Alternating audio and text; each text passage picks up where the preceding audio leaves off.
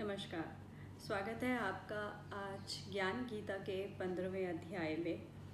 तो 14th अध्याय में हमने पढ़ा कि किस प्रकार सत्वगुण, रजोगुण और तमोगुण इंसान की अलग अलग प्रकृति को दर्शाते हैं और अलग अलग प्रकृति के अलग अलग गुणों के लोगों को अलग अलग प्रकार के फल भुगतने होते हैं। या जैसे हमने पढ़ा कि सत्व गुण वाले लोग जो होते हैं वह प्रकाश को प्राप्त होते हैं, निर्गुण ब्रह्म को प्राप्त होते हैं, और जो रजोगुण वाले होते हैं वे कर्मों के पीछे भागते हैं। उनके अंदर एक प्रकार की कर्म क्यों करते हैं, उनके पीछे एक डिज़ायर्स है जो उनका ड्राइविंग फोर्स होता है, वह भूख है, वो और के पीछे भागते हैं। और तीसरे प्रकार के लोग तमोगुण हैं, जो तमोगुण अज्ञान से भरा हुआ है, ज्ञान को ढक कर अज्ञानता में, आलस में, प्रमाद में बसे हुए हैं। तो ये 3 गुण हम लोगों ने कल पढ़े। इसके पश्चात आज श्री कृष्ण क्या कह रहे हैं। इसके उपरांत श्री कृष्ण भगवान फिर बोले, हे अर्जुन, इस संसार को अविनाशी वृक्ष कह सकते हैं। उन्होंने बोला ये जो पूरा संसार है एक अविनाशी का मतलब जो आदि से अंत काल तक है, जिसका कभी नाश न हो सकता हो। तो वह कहते हैं कि ये जो पूरा संसार है यह एक अविनाशी वृक्ष के समान है, पेड़ के समान है, जिसकी जड़ें ऊपर की ओर, शाखाएं नीचे की ओर तथा इस वृक्ष के पत्ते वैदिक स्तोत्र है। ब्यूटीफुल। जैसे पेड़ हमने देखा है कि जड़ें धरती में होती हैं, शाखाएं ऊपर की तरफ जाती हैं। ये कह रहे हैं कि ये ऐसा वृक्ष है संसार जो उल्टा है, ऊपर से नीचे की ओर आ रहा है। जो इस अविनाशी वृक्ष को जानता है वही वेदों को जान पाता है। अब इसी अविनाशी वृक्ष को ही इलैबोरेट करते हुए श्री कृष्ण कह रहे हैं कि किस प्रकार ये अविनाशी जो वृक्ष है वो कैसे चल रहा है, उसका सिस्टम क्या है, इसे समझते हैं। इसका अर्थ है कि यह संसार रूपी वृक्ष जो कभी न खत्म होने वाला है वह ऊपर से नीचे की ओर यानी उल्टा है। ऊपर आदि पुरुष परमेश्वर से उत्पत्ति होने के कारण तथा नित्य धाम से नीचे ब्रह्म लोकों में वास करने के कारण ब्रह्मा को परमेश्वर की अपेक्षा अधः कहा है। वह इसी संसार का विस्तार करने वाले हैं और इस वृक्ष की मुख्य शाखा हैं। निर्गुण पार ब्रह्म जो है वो सबसे ऊपर का पार्ट है और उसी से ये नीचे ब्रह्मलोक, उसकी एक ब्रह्मलोक में शाखाएं हैं, फिर नीचे मनुष्य लोक में उसकी शाखाएं हैं। इस वृक्ष की शाखा रूप ब्रह्मा से प्रकट होने वाले और यज्ञिक कर्मों द्वारा इस संसार वृक्ष की रक्षा और वृद्धि करने वाले एवं शोभा को बढ़ाने वाले होने से वेद इसके पत्ते कहे गए हैं। ब्यूटीफुली उन्होंने बोला कि क्योंकि ये जो शास्त्र है, ये जो वेद हैं, ये इस वृक्ष के पत्ते के समान है, उसकी लीव्स हैं। आगे उसी को और इलैबोरेट कर रहे हैं। भगवान की योग माया से उत्पन्न हुआ जो क्षणभंगुर संसार है। क्षणभंगुर क्यों कहा है? क्योंकि every moment is like you can say कि हर मोमेंट के अंदर विनाश भी है, नाश भी है। क्षणभंगुर है, शुरू होता है और ख़त्म हो सकता है। There is uncertainty. और वैसे भी अगर बहुत डीप में देखा जाए तो अगर हम समय और काल से बाहर जाकर देखते हैं तो हमारी पूरी life just is a moment. जो अगर ज्ञान वाले लोग हैं वो इस बात को समझ सकते होंगे कि जो हमें लगता है 80 साल की ज़िंदगी है, 90 साल की ज़िंदगी है, ये सिर्फ क्षणभंगुर है, ये सिर्फ एक मोमेंट है जो हम एक्सपीरियंस करते हैं। लेकिन जो इटर्निटी है वो इसको स्ट्रेच कर देती है, इसीलिए वो हमें ऐसा एहसास होता है। क्षणभंगुर को एक एग्जाम्पल दे सकते हैं, जैसे ड्रीम्स होते हैं, ठीक है। तो ड्रीम में आप सपने में पता नहीं कितनी बड़ी जर्नी देखते हो, अपनी पूरी लाइफ भी देख लेते हो, अलग अलग पार्ट्स भी देख लेते हो, कभी किस तरह बहुत लंबा देखते हो, लेकिन होता तो वो कुछ क्षण के लिए ही है। तो इसी प्रकार अगर ये भी एक ड्रीम है, ये संसार एक ड्रीम है, तो काल से बाहर, समय से बाहर अगर हम देखेंगे तो एक मोमेंट है, सिर्फ हम आते हैं, जीते हैं, इस मोमेंट को देखते हैं और यहाँ से चले जाते हैं। लेकिन जब हम इसके अंदर होते हैं तब हमें ऐसा लगता है कि ये बहुत लंबा है। जैसे हम स्वप्न के अंदर होते हैं तो स्वप्न हमें बहुत लंबा लगता है, पूरा जीवन हमें उसमें दिखाई देता है या बहुत समय हमें उसके अंदर दिखाई देता है। इसी प्रकार जब अगर हम सूक्ष्म रूप से देखेंगे तो हमारा जीवन एक मोमेंट है। तो क्षणभंगुर जो ये संसार है ये नाशवान और दुख रूप है। तो अविनाशी भी कहा और नाशवान भी कहा, क्योंकि अगर हम ऊपर के लेवल से देखते हैं तो ये पूरी जो आउटर लेयर है या हाई पर्सपेक्टिव से वो अविनाशी है, कभी खत्म नहीं हो सकता। पैदा भी हो रहा है, फिर खत्म हो रहा है, फिर पैदा हो रहा है, फिर खत्म हो रहा है, तो ये अपने आप बन रहा है, डिसॉल्व हो रहा है, बन रहा है, डिसॉल्व हो रहा है। तो ये अविनाशी भी है। लेकिन अगर हम संकीर्ण रूप से देखते हैं, छोटे लेवल से देखते हैं, तो यस नाशवान भी है, जैसे हमारा शरीर नाशवान है। तो ये नाशवान और दुख रूप है। इसकी समस्त योनियों रूपी शाखाएं नीचे और ऊपर सभी और फैली हुई हैं। वे कह रहे हैं कि इसकी जितनी भी शाखाएं हैं वो नीचे और ऊपर सभी और फैली हुई हैं। इस वृक्ष की शाखाएं प्रकृति के 3 गुणों द्वारा विकसित होती हैं, इंद्रिय, विषय और इसकी कपोले हैं। तो वो कह रहे हैं कि प्रकृति के जो 3 गुण हमने कल पढ़े थे उनके द्वारा ये शाखाएं जो हैं विस्तृत होती हैं, और इंद्रिय, विषय इसकी कपोले है। इसकी जड़ों का विस्तार नीचे और ऊपर की ओर होता है, जो मनुष्य के लिए वासना, अहंकार, ममता रूपी बंधन उत्पन्न करता है। तो वे कह रहे हैं कि जो इसकी इंद्रियां भी हम पढ़ चुके हैं, हमारी विषय वासनाओं के बारे में भी हम पढ़ चुके हैं, ये सारी उसकी कपोले हैं, छोटे उसके बर्ड्स हैं। इनकी जड़ों का विस्तार, अब इसकी जड़ें ऊपर भी हैं और नीचे की ओर भी हैं, जिसमें मनुष्य के लिए वासना और अहंकार, ममता रूपी बंधन उत्पन्न करता है। इसे और समझते हैं।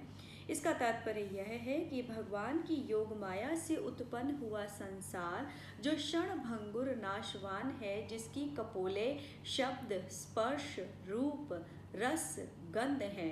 मतलब ये जो नाशवान क्षणभंगुर जो संसार है, इसकी जो बर्ड्स हैं वो क्या है? शब्द, स्पर्श, रूप, रस, गंध। मुख्य शाखा इसकी ब्रह्म है। ब्रह्मा जो है वो इसकी मुख्य शाखा है। संपूर्ण लोकों में देव, मनुष्य और त्र्यक आदि योनियों की उत्पत्ति और उनका विस्तार अलग अलग शाखाएं हैं। और जो नीचे की ओर आती हुई जैसे देवता, मनुष्य और जितनी अदर योनियां हैं, जितनी भी जीवात्माएं हैं, वे सब उनकी जो विस्तार हो रहा है वह सब उसकी शाखाएं हैं।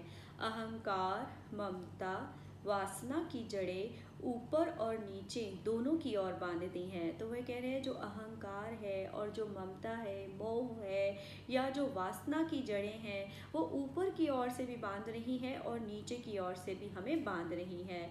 अर्थात कर्म के अनुसार बंधने वाली ये वासनाएं न केवल पूर्व जन्मों के फलों को भोगने के अधिकारी हैं, परंतु मनुष्य योनि में नवीन कर्म करने के भी अधिकारी हैं, जिससे बंधन और गहन है।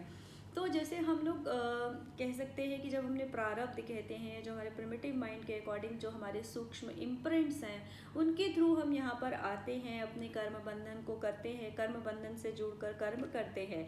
यहाँ आने के बाद फिर जो हम नए कर्म करते हैं उससे भी हमारे और बंधन बनते हैं, उनसे हमारे सेकेंडरी और इमीडिएट कर्मस बनते हैं। तो इस प्रकार ये जो कर्म बंधन की जो जड़ें हैं, जो वासना की जो जड़ें हैं, मोह से रिलेटेड भी हम कर्म करते हैं, तो ये ऊपर की ओर भी है और नीचे की ओर भी है।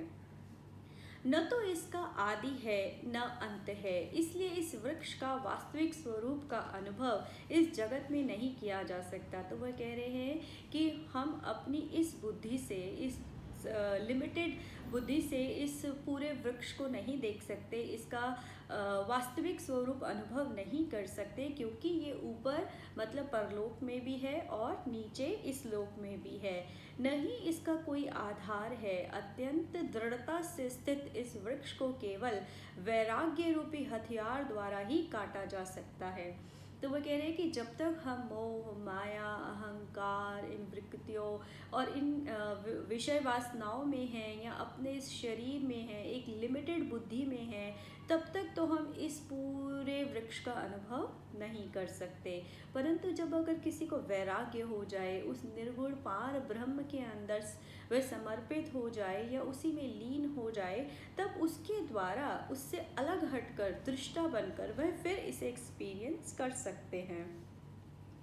इस वैराग्य से काटने के बाद मनुष्य को उस परम लक्ष्य अर्थात परमात्मा की खोज करनी चाहिए। तो जब हमें वैराग्य आ जाएगा कि ये रिश्ते कुछ नहीं है, मोह माया ये सब बेकार है या वासनाएं गलत है, या हम एक दृष्टा बनकर रहना शुरू कर देते हैं, रहते हुए भी कमल के फूल की तरह अलग रहते हैं उस कीचड़ से, तब हमारा लक्ष्य उस परमात्मा में लीन होकर उसी की खोज में लगे रहना चाहिए, जहाँ पहुँचकर मनुष्य वापस न आ सके। फिर इस परमात्मा के शरणागत हो जाना चाहिए। जिस परमात्मा से संसार रूपी वृक्ष की उत्पत्ति हुई है, उसी की शरण में रहना चाहिए। वे बार बार कह रहे हैं कि इस मोह माया विकार इन सब से अलग उस परमात्मा की शरण में ही रहना चाहिए। वह मनुष्य जो मैं नारायण की शरण में हूँ, इस प्रकार का दृढ़ निश्चय करके अपने मान सम्मान मोह को जीत लेता है, जिसने सांसारिक विषयों में लिप्त मनुष्य की संगति को त्याग दिया है और जो निरंतर परमात्मा स्वरूप में स्थित रहता है, जिसकी सांसारिक कामनाएं पूर्ण रूप से समाप्त हो चुकी हैं और जिसका सुख दुख का भेद समाप्त हो गया है, ऐसा मोह से मुक्त मनुष्य उस अविनाशी परम पद को प्राप्त होता है। फिर से देखें तो उन्होंने बार बार एक ही बात बोली है कि जो इन सब कामनाओं से अलग, मोह माया से अलग, सुख दुख में समभाव से रहता है, सारे भेद को खत्म कर चुका है, जजमेंट से बाहर आ चुका है। दिन रात हम लोग ओपिनियंस और जजमेंट्स में रहते हैं, ये गलत वो सही, इसका मजाक उड़ाना, उसको गलत साबित कर देना, सही गलत की भाषा में सारा जीवन ही व्यतीत हो जाता है। हम सिर्फ यही देखते रह जाते हैं कि दूसरे ने ये बात गलत बोली, दूसरे ने ये बात सही बोली, ये बात अच्छी है, ये बात गलत है। ऐसा नहीं है। जो आपके ब्लूप्रिंट पे मैच नहीं कर रहा, इसका मतलब ये नहीं कि वह दूसरे के ब्लूप्रिंट पे मैच नहीं कर रहा, वह दूसरा का पर्सपेक्टिव है, चाहे सही या गलत। कायदे तो इस दुनिया में कुछ भी सही और कुछ भी गलत नहीं है। सही और गलत की परिभाषाएं हमने ही तो बनाई हैं। अगर आज आप एक क्रिश्चियन फैमिली में बॉर्न हैं, तो वहाँ के जो रूल्स एंड रेगुलेशंस है, उनके माता पिता के हिसाब से उनके बच्चों को उनके हिसाब से चलना चाहिए, वही सही है, ठीक है। लेकिन अगर हिंदू फैमिली के बच्चों को देखो तो उनकी लाइफ के हिसाब से उनके अलग नॉर्म्स हैं, उनके अलग रेगुलेशंस हैं, उनके अलग रूल्स हैं, तो उनके पेरेंट्स के हिसाब से सही की परिभाषा कुछ और है। अगर एक इंसान की फैमिली बहुत ही फ्री फैमिली है, वहाँ बच्चों को पूरी फ्रीडम मिलती है अपने व्यक्तित्व को सुधारने की, अपने व्यक्तित्व को निखारने की, वो जैसा भी है वो बच्चा, उसे एक्सेप्ट किया जाता है, उसे डराया नहीं जाता। क्योंकि आज तक हम लोगों को सिर्फ हमारी प्रोग्रामिंग ही तो हुई है, हमें सिर्फ डराया ही तो गया है। हमें रूल्स के नाम पे डराया गया, हमें रेगुलेशंस के नाम पे डराया गया, हमें धर्म के नाम पे डराया गया, हमें पाप पुण्य के नाम पे डराया गया, हमें लोक परलोक के नाम पे डराया गया, हमें परमात्मा के नाम पे डराया गया।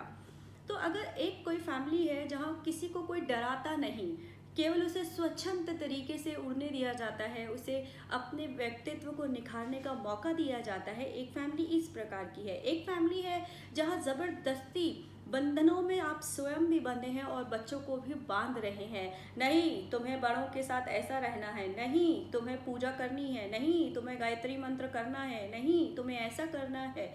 तो ये रूल्स एंड रेगुलेशन, अब कौन गलत है और कौन सही है? दोनों सही है और दोनों गलत है। स्वच्छंद परिवार का इंसान उस दूसरे परिवार के इंसान को पसंद नहीं आएगा, उन्हें लगेगा कैसे लोग हैं, इनको इतना भी तमीज़ नहीं है कि ऐसे पाठ करना चाहिए, ऐसे पूजा करनी चाहिए, ऐसे मंदिर में बैठना चाहिए, ऐसे रहना चाहिए, वैसे रहना चाहिए। और जो स्वच्छंद परिवार का इंसान है वो कहेगा ये कैसे आडंबर है, ऐसा नहीं होना चाहिए, परमात्मा हमारे अंदर है, हम अपनी मस्ती में उसको याद रखें, ये हम लोग हर वक्त पूजाएं करें, इसकी क्या ज़रूरत है। यही हमारा जनरेशन गैप है। हम अपने सही और गलत के पैमानों में दूसरों को जजमेंट्स देते हैं, दूसरों के लिए एक ओपिनियन फॉर्म कर लेते हैं और उस ओपिनियन में हम अपनी पूरी ज़िंदगी बिता लेते हैं। इसके अलावा अगर हम श्री कृष्ण की बात सुने और दूसरे तरीके से चले कि अगर हर इंसान के अंदर परमात्मा है तो हम उस परमात्मा को, उस ईश्वर के अंश को उस इंसान के अंदर क्यों ना देखें, वह जैसा भी है उसे वैसा ही एक्सेप्ट क्यों ना कर लें। जैसे पहले भी मैंने एग्जाम्पल दिया था कि बर्ड अपने व्यक्तित्व के साथ है, फिश अपनी करेक्टरिस्टिक्स के साथ है, तो अगर वो कहे कि नहीं तो मेरे जैसे चलो, हाथी बहुत भारी शरीर है, वो नाचने के लिए नहीं बना, अब उसे कहे कि तुम नाचो, मोर नाचने के लिए बना है। तो हर इंसान अलग है, उसे वैसे ही प्लीज़ एक्सेप्ट करें, जजमेंट्स में ना बंधे। इसी मोह माया, जजमेंट्स, ओपिनियंस, प्रोग्रामिंग्स, डरों से बाहर निकलने के बाद जब हम सारे भेद समाप्त कर देते हैं, हर इंसान को ऐसे का ऐसा ही एक्सेप्ट कर लेते हैं, तब हम मोह से मुक्त हो जाते हैं। उस मनुष्य का उस अविनाशी परम पद को प्राप्त होना ही स्वाभाविक है। उस स्वयं प्रकाश में परम पद को न सूर्य प्रकाशित कर सकता है, न चंद्रमा, न अग्नि। जहाँ आने के बाद मनुष्य पीछे संसार में नहीं आता, वही मेरा परम धाम है। तो परमात्मा, निर्गुण, पार ब्रह्म, निराकार, आप जिस भी नाम से कहना चाहें, सुपर इंटेलिजेंस, सुपर पावर, कुछ भी कहना चाहें, उसका परम धाम या उसका वो सुप्रीम प्लेस वही है। हे अर्जुन, इस संसार में हर जीवात्मा के शरीर में स्थित मेरा अंश है। जो बात अभी हमने कही कि हर इंसान के अंदर उसी परमात्मा का एक अंश है, जो मन सहित छह इंद्रियों के द्वारा प्रकृति के अधीन होकर कार्य करता है। तो वह कह रहे हैं कि मेरा जो ब्रह्म रूप है वह सब इंसानों के अंदर मेरा अंश है, और वो इंद्रियों और मन के साथ मिलकर प्रकृति के अधीन होकर कार्य करता है। जैसे वायु गंध के स्थान से गंध को ग्रहण कर कर ले जाती है, वैसे ही मृत्यु के बाद आत्मा पहले त्यागे गए शरीर से मन इंद्रियों के संस्कारों को ग्रहण करके अगले शरीर में ले जाती है। तो जैसे अगर हम कहें कि ये बॉडी, हमारा जो फिजिकल आइडेंटिटी या फिजिकल बॉडी है, वो एक तरह से मकान है, वो एक हाउस है, या पहले उन्होंने बोला एक फील्ड है। तो बाबी ये कह रहे हैं कि जैसे वायु जो होती है, जो हवा होती है, जहाँ पर भी हो उस गंध को उड़ाकर दूसरी जगह ले जाती है, उसी प्रकार हमारे इस इंद्रियों और मन के द्वारा जो भी संस्कार हमने बनाए, जो हमारी आलिया कॉन्शियस में स्टोर हाउस में इकट्ठे हो गए, जब हमारी आत्मा इस शरीर से बाहर जाती है, यहाँ मृत्यु के बाद दूसरा शरीर त्याग कर दूसरा शरीर ग्रहण करने जाते हैं, तो गंध के समान, वायु के समान हमारी आत्मा वह सारे संस्कार अपने साथ ले जाती है और दूसरे शरीर में एंटर कर जाती है, और फिर वही संस्कारों के अकॉर्डिंग वही जर्नी वापस चालू हो जाती है। हम वैसे ही फिर से उसी प्रकार काम करने लग जाते हैं, अपने कर्मों का भोग शुरू कर देते हैं। अगले शरीर में जब वह चला जाता है, इस प्रकार दूसरे शरीर में स्थित होकर जीवात्मा कान, आँख, त्वचा, जीभ, नाक, मन की सहायता से पहले वाले संस्कारों के विषय को भोगती हैं। तो जो पहले वाले संस्कार हैं, उन्हीं विषयों को, उन्हीं संस्कारों को वो भोगती हैं। जीवात्मा कैसे शरीर का त्याग करती है, कैसे शरीर में स्थित रहती है, और किस प्रकृति के गुणों के अधीन होकर विषयों का भोग करती है, ये मूर्ख मनुष्य को कभी इस प्रक्रिया का पता नहीं चलता। तो वह कह रहे हैं जो अल्प बुद्धि हैं, जो मूर्ख है, उनके हिसाब से जो संकीर्ण बुद्धि में हैं, जिनकी सोचने समझने की शक्ति बहुत लिमिटेड है, वह लोग इस जीवात्मा की इस पूरी प्रक्रिया को नहीं समझ पाते, वह नहीं समझ पाते। केवल जिनकी आंखें ज्ञान से खुल गई हैं, श्री कृष्ण कह रहे हैं, केवल जिनकी आंखें खुली हैं, मतलब जिनके ज्ञान के द्वारा वह नेत्र खुले हैं, जो समझ पाते हैं, वही इसे देख पाते हैं। मतलब जिनकी विजडम लेयर ओपन है, जिनका conscious 6th and 7th conscious open है, तभी वही इस बात को समझ पाते हैं। योगी जन अभ्यास में प्रयत्नशील रहकर अपने हृदय में स्थित इस आत्मा को देख सकते हैं। तो जो योगी जन हैं, जो साधक हैं, जो ध्यान करते हैं, वह स्थिर रहकर अपने हृदय में स्थित अपनी आत्मा को देख सकते हैं, उसका अनुभव कर सकते हैं। किंतु अज्ञानी प्रयत्न करने पर भी इस आत्मा को नहीं देख पाते। हे अर्जुन, जो प्रकाश सूर्य में स्थित है, जिससे सारा जगत प्रकाशित होता है, जो प्रकाश चंद्रमा में स्थित है, जो प्रकाश अग्नि में स्थित है, वह सब मुझ परमात्मा से उत्पन्न हुआ है। तो वह कह रहे हैं कि जो चंद्रमा में प्रकाश है, जो सूर्य में प्रकाश है, जो अग्नि में स्थित है प्रकाश, वह सब मुझ परमात्मा से ही उत्पन्न हुआ है। निराकार रूप से ही सब कुछ आ रहा है। मैं ही प्रत्येक लोक में प्रवेश करके अपनी शक्ति से सभी प्राणियों को धारण करता हूँ। वे कह रहे हैं कि मैं हर लोक में अपनी शक्ति से यहाँ आता हूँ, हर प्राणी के अंदर प्राणियों में आता हूँ और प्राणियों को धारण करता हूँ, उनका शरीर में आता हूँ। अब मेरा उन्हीं के शरीर में मेरा ही अंश है। मैं ही चंद्रमा के रूप में वनस्पतियों में, मैं ही चंद्रमा के रूप में आता हूँ। मैं ही वनस्पतियों में जीवन रस बनकर समस्त प्राणियों का भरण पोषण करता हूँ। तो संसार में जितनी भी वनस्पतियाँ हैं, उनमें जो जीवन रस बनकर मैं सब प्राणियों का भरण पोषण करता हूँ, उनका जीवन निर्वाह करता हूँ। मैं ही शरीर में पाचन अग्नि के रूप में समस्त जीवों के शरीर में स्थित हूँ। वे कह रहे हैं कि जो हमारे अंदर डाइजेस्टिव सिस्टम की जो पाचन अग्नि है, वह भी परमात्मा ही है, उन्हीं के द्वारा सब कुछ हो रहा है। हमारा अंश जब हम उनका अंश जब हमारे अंदर है तो ये पूरा सिस्टम वही चला रहे। नहीं तो सोचिए कि हम कैसे चला सकते हैं। हम तो एक ये शरीर अगर देखा जाए, अगर प्राण निकल जाए, हमारे आत्मा निकल जाए, तो फिर तो डेड है, फिर तो कोई भी ऑर्गन काम नहीं करता। लेकिन ऑटो पायलट मोड में बहुत सारी चीज़ें हमारे शरीर के अंदर हो रही हैं, हमें उसका आंसर नहीं पता वो कैसे हो रही हैं, कौन चला रहा है। तो वो कह रहे हैं कि तुम्हारे अंदर जो कुछ भी चल रहा है वो मैं चला रहा हूँ। मैं ही शरीर में पाचन में अग्नि के रूप में समस्त जीवों के शरीर में स्थित हूँ। मैं प्राणवायु हूँ। मैं अपान को संतुलित रखते हुए 4 प्रकार के अन्न को पचाता हूँ। मैं ही समस्त जीवों के हृदय में आत्मा रूप में स्थित हूँ। वे कह रहे हैं हर हृदय में, हर इंसान के अंदर मैं ही आत्मा रूप में स्थित हूँ। ये हम पहले ही समझ चुके हैं कि हमारे अंदर कैसे परमात्मा है और परमात्मा के अंदर कैसे हम हैं, कैसे हमारा अंश हमारे अंदर उसका अंश है। वे कहते हैं मेरे से स्मृति, विस्मृति और ज्ञान है। तो जितनी भी स्मृति है या विस्मृति है, जैसे हमने पहले बात कर रखी है कि जब हम पैदा होते हैं हमारे कितने 5 सेंसेस जो हैं वो डॉर्मेंट होती हैं, बाकी सेंसेस डोमिनेंट होती हैं।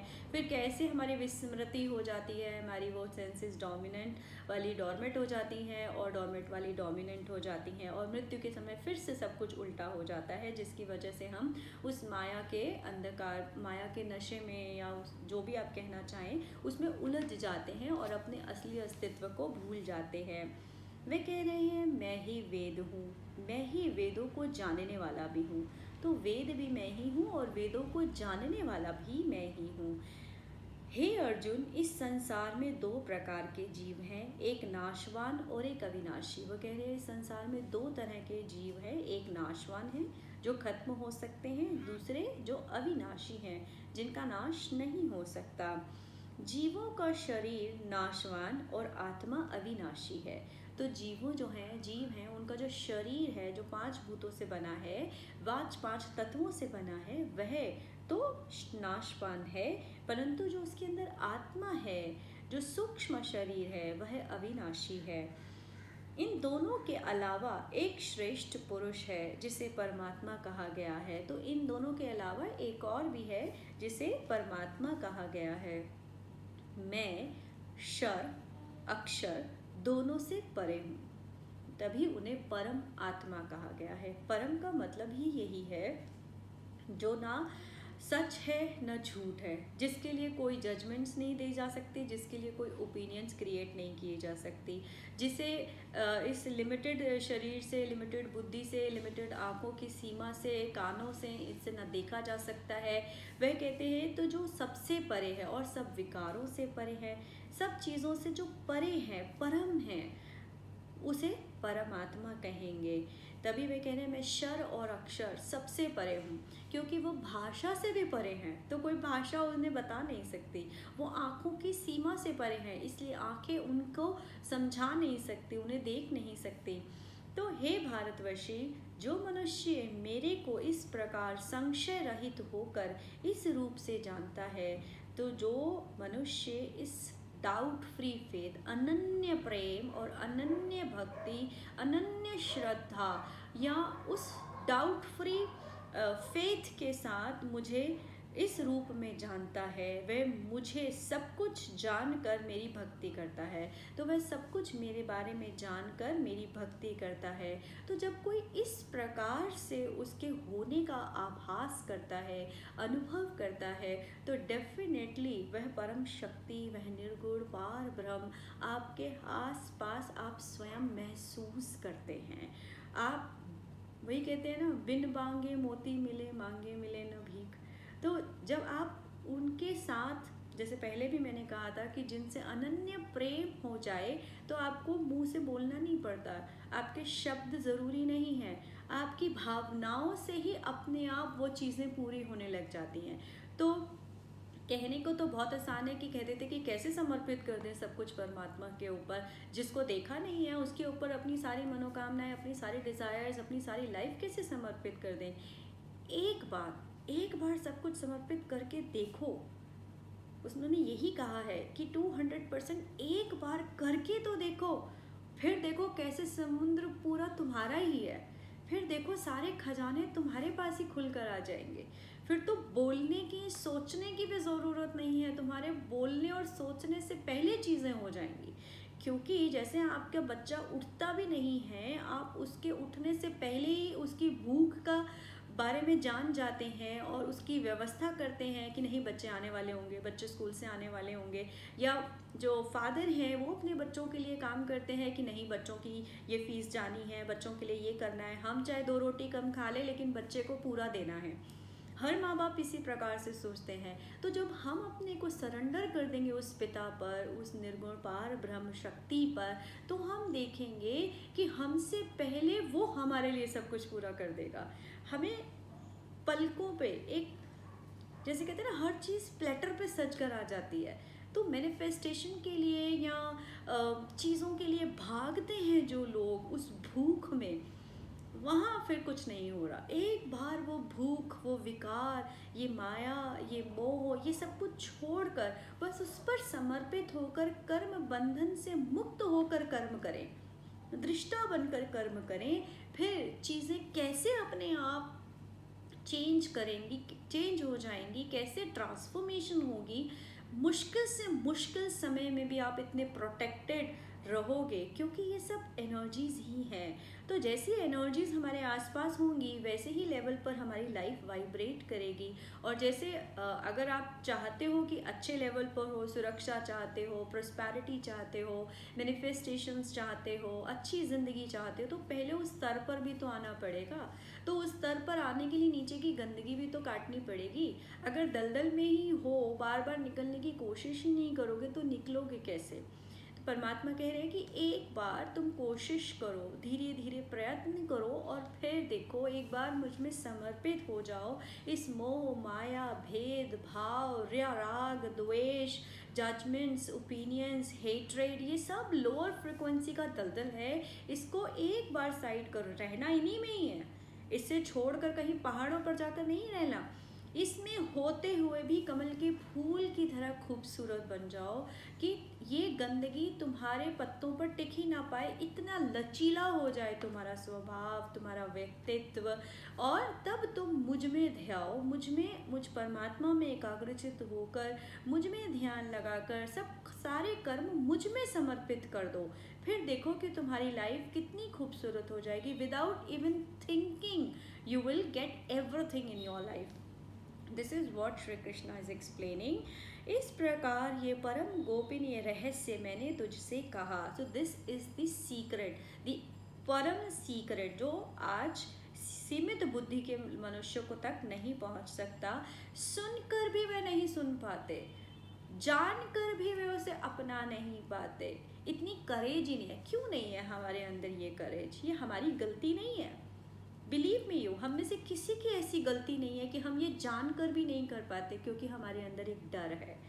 वह डर कहाँ से आया है? फिर वही हमारी प्रोग्रामिंग, आज से नहीं, जन्मों जन्मों से संस्थानों ने, हर जगह से हमारी यही कंडीशनिंग हुई है, हमारी यही प्रोग्रामिंग हुई है। बच्चा जब पैदा होता है कितना निर्भय होता है, उसे किसी चीज़ का डर नहीं होता। हम अपने भय उसे देते चले जाते हैं, ऐसा मत करो इससे ये हो जाएगा। उसे कभी अंधेरे से, एक बच्चा जो डरता ही नहीं किसी अंधेरे से, उसमें अंधेरे का भय हम डालते हैं। या तो हम डरते होते हैं तो हमें देख के बच्चा डर जाता है कि अरे अंधेरा है, मतलब हमें कहीं अंदर नहीं जाना। या बच्चा अगर कभी अंधेरे में जाता है, हम कहते हो भाई भाई अंदर मत जाओ, अंदर अंधेरा है, रोड पे मत जाओ, ये हो जाएगा। अब आप कहोगे हम ऐसे कैसे बच्चों को जाने दें। हमें एक विजडम से बच्चों को हैंडल करना आना चाहिए, लेकिन ये डर दिए तो हम ही ने है ना। तो हमें भी, हमारे को डर हमारे पेरेंट्स ने दिए हैं, नोइंगली और अननोइंगली, उनको उन्होंने दिए हैं। डर क्यों? हर चीज़, हर तरह का भय, हर तरह का विकार हमारी कंडीशनिंग्स में है। तो इसीलिए अब हमें आज भी डर लगता है उस नए प्रकाश की तरफ जाने में, या उस परमात्मा जो दिख ही नहीं रहा उसकी तरफ जाने में। पर डेफिनेटली सत्य तो यही है, बार बार वह यही कह रहे हैं कि सीमित बुद्धि के लोग, अल्प बुद्धि के लोग इसे सुनकर भी अनसुना कर देंगे। हजारों सालों से सुन रहे हैं तब भी अनसुना कर देंगे, लेकिन विरला ही कोई उसे सुनेगा, उसे समझेगा, उसे जानेगा और उसके साथ रिश्ता बनाएगा। रिश्ता बनाते बनाते उसके साथ प्रेम बंधन में बंधेगा, और प्रेम बंधन में बंधने के बाद उसी में लीन हो जाएगा। तो कोई विरला ही ऐसा करता है। लेकिन I think now is the high time, you know, I really liked one beautiful thing of my husband. Today he was talking to someone and he said कि भाई बहुत पैसा कमा लिया, गल्ले बहुत भरे, तब वो कमाई बड़े अच्छे से कर ली, मैं तो व्यापारी हूँ। वो टाइम था जब मेरे को कमाई करनी थी तो मैंने बहुत पैसा कमा लिया, सब कुछ कर लिया, इकट्ठा कर लिया। लेकिन आज जब हम अपनी दुकान पर नहीं जा सकते, अपने बिजनेस में नहीं जा सकते, अपने काम पर नहीं जा सकते, उस वहाँ से पैसा नहीं लेके आ सकते, लेकिन जब हम बैठे हैं तो कुछ और कमाई तो कर सकते हैं। एक तरफ वहाँ का बैंक बैलेंस भरा, अब यहाँ उस परमात्मा में लीन होकर, उसका नाम जप कर, उसकी भक्ति कर कर, या अपनी सेल्फ रियलाइजेशन, इंट्रोस्पेक्शन में जाकर परमात्मा को जानना क्या है, स्वयं को जानना है। तो जिस दिन आप स्वयं को जान जाएंगे, उसी के अंदर परमात्मा है। So when you align yourself, then only you will be able to understand the real meaning of life. नहीं तो क्या है, हम जन्मदिन मना तो रहे हैं, लेकिन जन्मदिन थोड़ी है। हर दिन हमारा मर रहा है। Every moment we are dying. Until and unless we don't know what is living, until and unless we are not aware what we are doing. तो लैक कॉन्शियसनेस में जीते हुए लोग मृत से समान तो और कुछ भी नहीं है। That is just we are dying every moment. तो उन्होंने बोला कि अगर ये वक्त जो हम घर में बैठे हैं, उस वक्त को मैं बर्बाद न करते हुए अपना ये वाला बैलेंस भर रहा हूँ, अपना ये वाला बैंक भर रहा हूँ जहाँ उसके नाम की कमाई है। So beautiful, I liked his words, मुझे बहुत अच्छा लगा। That's why I am sharing कि शायद ये बात हम सब में कहीं ना कहीं एक इंस्पिरेशन लेकर आए कि ये भी सोचने का एक तरीका है कि अगर आप व्यापारी हैं तो ठीक है, पैसे से नहीं अपने बैंक बैलेंस को भर रहे हो, लेकिन परमात्मा के नाम से अपने व्यक्तित्व के बैंक बैलेंस को बढ़ा सकते हो। तब जब ये तो बहुत लंबा चलने वाला नहीं है, ख़त्म हो जाएगा, तब वहाँ फिर से शुरू हो जाएगा। तो ज़िंदगी है, ये चलती रहेगी, सिचुएशंस आती रहेंगी, जाती रहेंगी, लेकिन आप कैसे समदृष्टि से, सम रहकर, सहज रहकर हर सिचुएशन को उस परमात्मा पर समर्पित कर कर आगे चले। क्योंकि एट द एंड हमें पता चल चुका है कि है तो सब नाटक। तो इस नाटक को आसानी से देखिए। नाटक के अंदर घुसकर रोना, बिलखना, परेशान होना, डिप्रेशंस में जाना, स्ट्रेस लेना, this is no way of living. तो वो तो अज्ञानता है। इसी अज्ञानता से बाहर आने के लिए परमात्मा कह रहे हैं कि इस प्रकार का ये परम गोपनीय रहस्य मैंने तुमसे कहा है। जो इस परम ज्ञान को समझता है वह संपूर्ण हो जाता है। तो समझो इस परम ज्ञान को और अपनाओ इस ज्ञान को अपने जीवन में, और सुरक्षा चक्र तुम्हारे आसपास हमेशा निर्मित रहेगा। अपना ही ऑरा इतना स्ट्रॉन्ग कर लो कि कोई चीज़ तुम्हारे पास आ ही ना पाए। तो डेफिनेटली हम बहुत समझ चुके हैं, पहले भी कई बातों को समझे हैं और आगे भी समझते रहेंगे। इसी के साथ 15वां अध्याय यहीं पर समाप्त होता है। कल फिर मिलेंगे 16वें अध्याय के साथ।